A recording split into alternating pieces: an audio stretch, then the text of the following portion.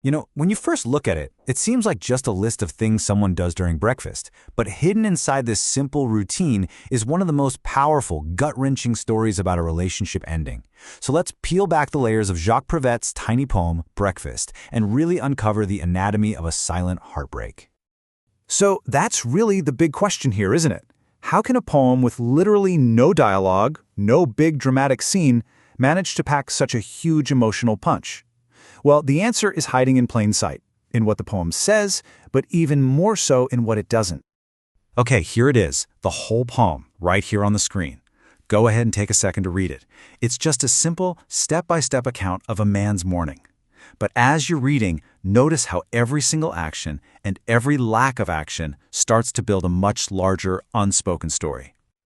Let's start at the beginning. The poem kicks off not with a hello or a conversation, but with a cold, almost mechanical routine. This immediately creates this feeling of distance, using nothing but physical actions.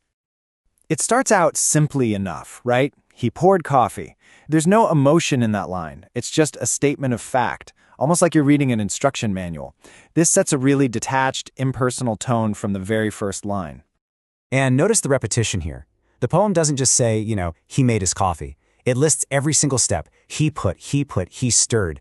It feels so robotic, almost like a ritual. It's like he's on autopilot, totally unaware that anyone else is even in the room with him. And boom, just like that, the first sequence is over.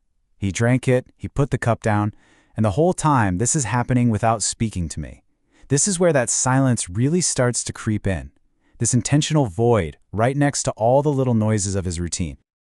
Now, this silence isn't just a lack of noise. It's really the heart of the whole poem.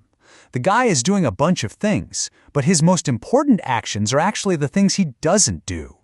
Look at this. It lays it all out perfectly. On one side, you've got this whole list of everyday, boring activities.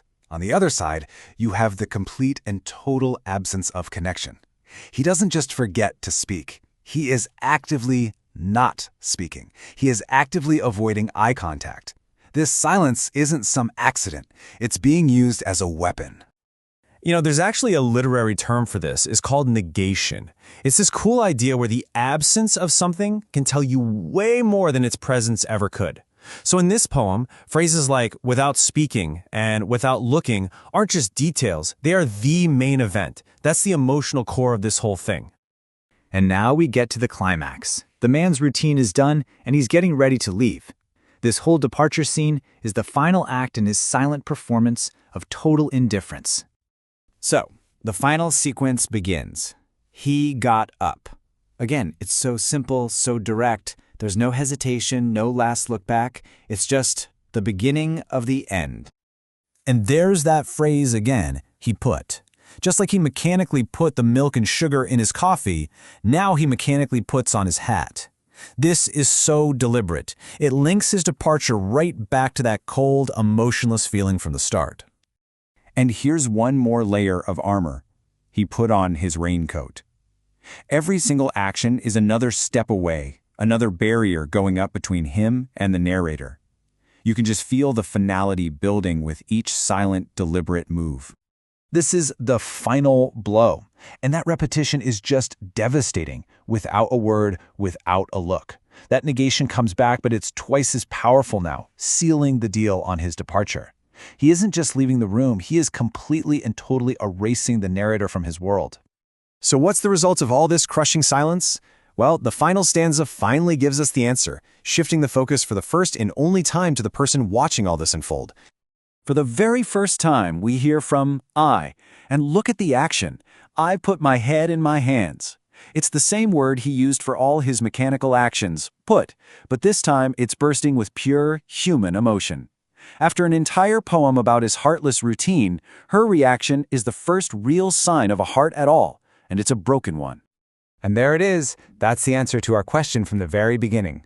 This is why the poem is so absolutely devastating. It's a perfect cause and effect equation of heartbreak. His cold, calculated silence is the cause, and her raw, overwhelming sorrow is the effect. What Prévet's poem really shows us is that the most deafening sounds aren't always shouting or arguing. Sometimes they're the complete and utter absence of a word or even just a look from someone you care about. And that kind of leaves us with one final thought. What is the loudest silence you've ever known?